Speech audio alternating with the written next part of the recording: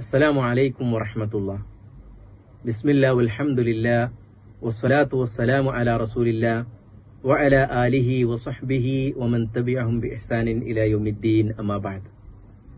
ബഹുമാന സഹോദരങ്ങളെ, സഹോദരികളെ, അല്ലാഹു സുബ്ഹാനഹു വതആലയുടെ വിധിവിലക്കുകൾ ജീവിതത്തിൽ പുലർത്തുന്ന യഥാർത്ഥ മുഅ്മിനുകളുടെ കൂട്ടത്തിലാകാൻ നമ്മൾ പരിശ്രമിക്കുക, പ്രാർത്ഥിക്കുക. റബ്ബദിന് നമുക്ക് തൗഫീഖ് നൽകുമാറാകട്ടെ. വിശുദ്ധ റമളാൻ ഏതാണ്ട് പകുതി നമ്മുടേത് തീർന്നു കഴിഞ്ഞു. ഈ ഒരു സന്ദർഭത്തിൽ അല്ലാഹു സുബ്ഹാനഹു വതആല പറഞ്ഞ സ്വർഗം നോമ്പ് നോൽക്കുന്നവർക്കുണ്ട് എന്ന്, നരകത്തിൽ നിന്ന് മോചനം അവർക്കുണ്ട് എന്ന് പറഞ്ഞിടത്തേക്ക് നമുക്ക് എത്താൻ കഴിഞ്ഞോ എന്ന ഒരു ചിന്ത നമ്മുടെ ഇബാദത്തുകളിലേക്ക് തിരിഞ്ഞു നോക്കിക്കൊണ്ട് നമ്മളൊരു ആത്മവിചിന്തനം നടത്തേണ്ടതുണ്ട്. അല്ലാഹു സുബ്ഹാനഹു വതആല ബാബുർ റയ്യാനിലൂടെ സ്വർഗ പ്രവേശം ലഭിക്കുന്ന യഥാർത്ഥ വിശ്വാസികളുടെ കൂട്ടത്തിൽ നമ്മെ ഉൾപ്പെടുത്തുമാറാകട്ടെ. അല്ലാഹുമ്മ ആമീൻ. സഹോദരന്മാരെ, നമ്മൾ മയ്യത്ത് പരിപാലനവുമായി ബന്ധപ്പെട്ട പ്രധാനപ്പെട്ട ചില കാര്യങ്ങളാണ് സംസാരിച്ചു കൊണ്ടിരിക്കുന്നത്. മയ്യത്ത് കുളിപ്പിക്കാനുള്ള ഒരുക്കങ്ങളെ സംബന്ധിച്ചാണ് നാം പറയുന്നത്. നമ്മൾ ആദ്യം ശ്രദ്ധിക്കേണ്ടുന്നത്, നമുക്ക് മയ്യത്ത് കുളിപ്പിക്കാനുള്ള ഒരുക്കങ്ങളെല്ലാം പൂർത്തിയാക്കിയിട്ടായിരിക്കണം നമ്മൾ അതിനു വേണ്ടി ഒരുങ്ങേണ്ടുന്നത്, നിൽക്കേണ്ടുന്നത്. കാരണം പിന്നീടൊന്ന് വാതിൽ തുറന്ന് പുറത്തേക്ക് പോവുക, വീണ്ടും തിരിച്ചു വരിക, വീണ്ടും എന്തെങ്കിലും ആവശ്യമുണ്ടെങ്കിൽ എടുക്കാൻ പോവുക, ഈ പറയുന്ന പ്രവർത്തനങ്ങളൊക്കെ മയ്യത്ത് കുളിപ്പിക്കുന്നതുമായി ബന്ധപ്പെട്ട് ചില പ്രയാസങ്ങൾ സൃഷ്ടിക്കും എന്നതുകൊണ്ട് തന്നെ ആവശ്യമായിട്ടുള്ള എല്ലാ കാര്യങ്ങളും നമ്മൾ അവിടെ ഒരുക്കി വെക്കുക എന്നത് പ്രാധാന്യമാണ്. അതോടൊപ്പം ഒന്നാമതായി നമ്മൾ മനസ്സിലാക്കേണ്ടുന്ന ഒരു കാര്യം, മയ്യത്ത് നമ്മൾ കുളിപ്പിക്കുന്നത് ഒരു മറവുള്ള സ്ഥലത്ത് വെച്ചായിരിക്കുക എന്നത് പ്രധാനമാണ്. എന്തുകൊണ്ടാണത് അങ്ങനെ ചെയ്യണമെന്ന് പറയുന്നത്? മറ്റുള്ളവർ കാണാതിരിക്കാൻ തന്നെ.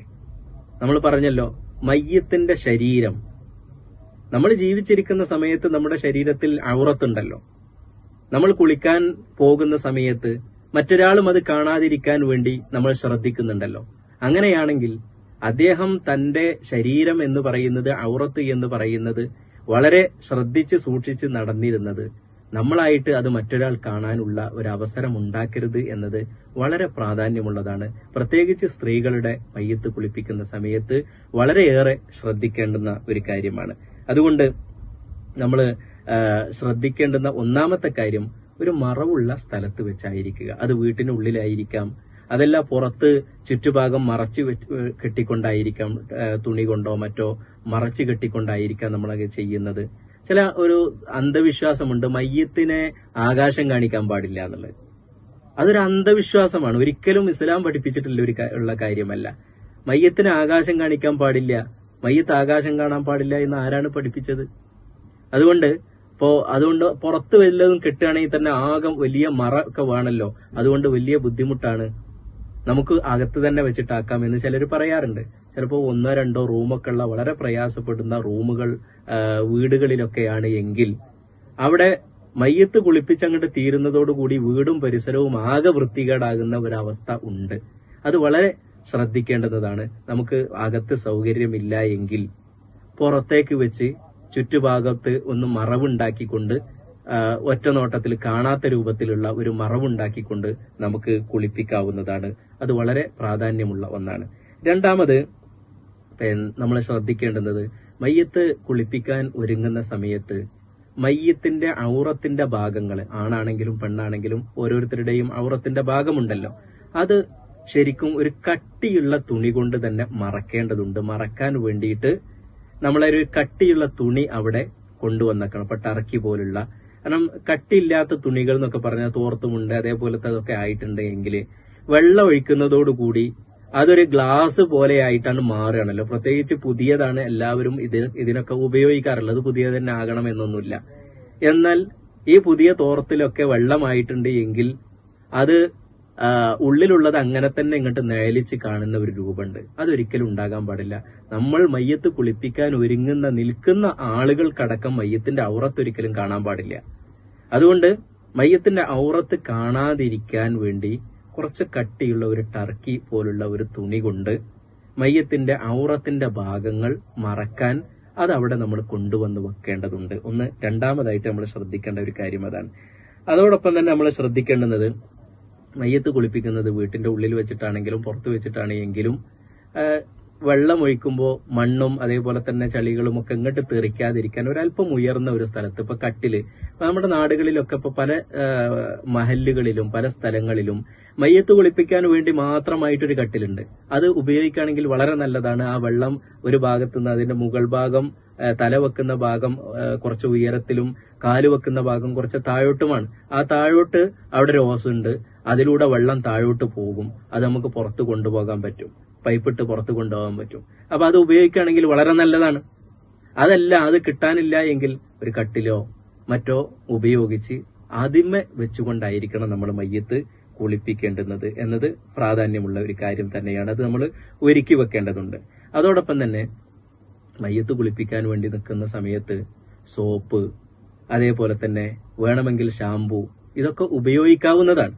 സോപ്പും ഷാമ്പും ഒക്കെ ഉപയോഗിക്കാവുന്ന. ചില ആളുകള് വെള്ളത്തിൽ സോപ്പിട്ട് ഇങ്ങനെ കുതിർത്ത് ഇതാക്കലൊക്കെ ഉണ്ട്. എന്തിനാണ് അതിന്റെ ആവശ്യം?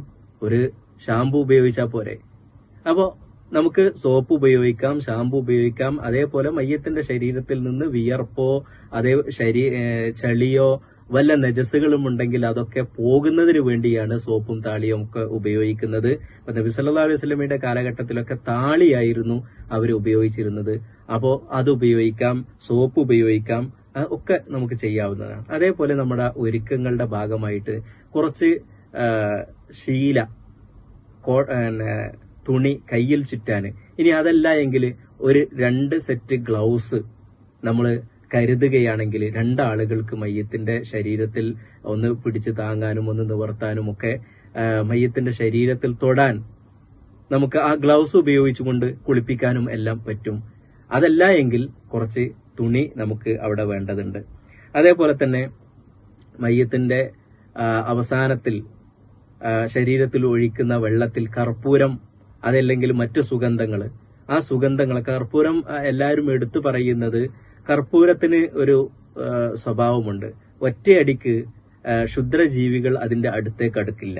അതുകൊണ്ട് തന്നെ കർപ്പൂരം ഉപയോഗിക്കുന്നത് വളരെ നല്ലതാണ്. ഒന്നാമത് അതൊരു തണുപ്പ് കൂടിയാണ്.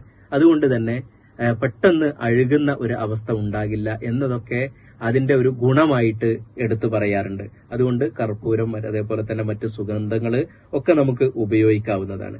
അതേപോലെ നമ്മൾ കരുതി വെക്കേണ്ടുന്ന മറ്റൊന്നാണ് കുറച്ച് കോട്ടൺ. നമുക്ക് ആവശ്യമാണെങ്കിൽ മയ്യത്ത് കുളിപ്പിച്ച് കഴിഞ്ഞിട്ട് വീണ്ടും എന്തെങ്കിലും നജസുകൾ പുറത്തേക്ക് വരും എന്ന് നമുക്ക് തോന്നുകയാണെങ്കിൽ, ചില മയ്യത്തുകളൊക്കെ വായിലൂടെ രക്തം വരാൻ സാധ്യതയുണ്ട്. അതേപോലെ തന്നെ മറ്റ് അവയവങ്ങളിലൂടെ പുറത്തേക്ക് വല്ല നജസുകളും വരാൻ സാധ്യതയുണ്ട് എന്ന് നമുക്ക് തോന്നുന്നുണ്ടെങ്കിൽ, അല്ലെങ്കിൽ മുറിവുണ്ട് എങ്കിൽ അതിനൊക്കെ ഉപയോഗിക്കാൻ വേണ്ടി ഒരൽപ്പം കോട്ടൺ അവിടെ കൊണ്ടുവന്ന് വെക്കുന്നത് നല്ലതാണ്, ആവശ്യമുണ്ട് എങ്കിൽ ഉപയോഗിക്കാൻ. അതേപോലെ തന്നെ നമ്മൾ ശ്രദ്ധിക്കേണ്ട മറ്റൊരു കാര്യമാണ്, പല ആളുകളും മയ്യത്ത് കുളിപ്പിക്കാൻ വേണ്ടിയിട്ട് ചുടുവെള്ളമാണ് ഉപയോഗിക്കാറുള്ളത്. ഒരിക്കലും അങ്ങനെ ചുടുവെള്ളം ഉപയോഗിക്കേണ്ടതില്ല. ചുടുവെള്ളം ഉപയോഗിക്കാതിരിക്കുന്നതാണ് ഏറ്റവും നല്ലത്. കാരണം ചുടുവെള്ളം തട്ടിയിട്ടുണ്ട് എങ്കിൽ മയ്യത്തിന്റെ അവയവങ്ങളൊക്കെ പറ്റെ അയഞ്ഞു പോകും എന്നത്. അതുകൊണ്ട് ചുടുവെള്ളം ഉപയോഗിക്കാതിരിക്കുന്നതാണ് നമുക്ക് ഏറ്റവും നല്ലത്. വേണമെങ്കിൽ ഉപയോഗിക്കാമെന്ന് മാത്രം. അതും നമ്മുടെ നാട്ടിലുള്ള എന്തൊക്കെയാണ് കാണുക, ആ ചുടുവെള്ളം വീട്ടിന്റെ ഉള്ളിൽ വെച്ച് കാച്ചാൻ പാടില്ല, ചൂടാക്കാൻ പാടില്ല. അത് പുറത്ത് വെച്ചിട്ടായിരിക്കണം, വലിയൊരു കലത്തില് പുറത്ത് വെച്ച് ചൂടാക്കണം. അതിന് കത്തിക്കേണ്ടത് ഓലക്കൊടി ആയിരിക്കണം, അതായത് തെങ്ങോലന്റെ കൊടി കൊണ്ടായിരിക്കണം അതിന് കത്തിക്കേണ്ടത്. അത് മൂടി വെക്കുന്നത് വേറെ പാത്രങ്ങൾ കൊണ്ടൊന്നും മൂടി വെക്കാൻ പാടില്ല. ഒരു വാഴയില വെട്ടിയിട്ട് തന്നെ ആയിരിക്കണം മൂടി വെക്കേണ്ടത്. അതൊക്കെ മൂടാൻ പറ്റിയ നല്ല പാത്രം അവിടെ ഉണ്ടെങ്കിലും ഈ വാഴയില വെട്ടിയിട്ട് വേണം മൂടാന്. ഇങ്ങനത്തെ കുറെ നമ്മുടെ നാടുകളിലുള്ള അനാചാരങ്ങൾ നമ്മൾ മനസ്സിലാക്കേണ്ടതാണ്. ആദ്യം നമ്മൾ മനസ്സിലാക്കേണ്ട ഈ ചുടുവെള്ളം തന്നെ വേണ്ടെന്നാണ്. ചുടുവെള്ളം തന്നെ ആവശ്യമില്ല. അപ്പൊ ചിലപ്പം ചുടുവെള്ളം ആവശ്യമായി വരും. ചിലപ്പോൾ രാത്രി മരിച്ചതുണ്ടാവും, അല്ലെങ്കിൽ ദിവസങ്ങൾ 1-2 ദിവസം കഴിഞ്ഞതിന് ശേഷം ശരീരമൊക്കെ മരവിച്ചു പോയിട്ടുള്ള അവസ്ഥയിലൊക്കെയാണ് എങ്കിൽ അതിന്റെ കൈയും കാലും ഒന്ന് വിടർത്താൻ, ഒന്ന് നേരെ വെക്കാൻ ഒക്കെ നമുക്ക് പ്രയാസപ്പെടും. അങ്ങനത്തെ സമയത്ത് നമുക്ക് കാൽമുട്ടില്, അതേപോലെ തന്നെ കാലിന്റെ അയഭാഗത്ത്, അതേപോലെ തന്നെ കൈയിന്റെ അപ്പുറത്തേക്കും ഇപ്പുറത്തേക്കും ഒക്കെ ഇങ്ങനെ കോടിക്കിടക്കുന്നുണ്ട് എങ്കിൽ ആ ഭാഗങ്ങളിലൊക്കെ ഒന്ന് കുറച്ചൊരു ചൂടുള്ള വെള്ളം ഉപയോഗിച്ചുകൊണ്ട് ഒന്ന് തടവി കഴിഞ്ഞിട്ടുണ്ട് എങ്കിൽ അതൊക്കെ ഒന്ന് നിവർത്താൻ നമുക്ക് കഴിയും. അപ്പൊ അങ്ങനത്തൊക്കെ മയ്യത്ത് കുളിപ്പിക്കുകയാണെങ്കിൽ മാത്രമേ ചുടുവെള്ളം ഉപയോഗിക്കേണ്ടതുള്ളൂ.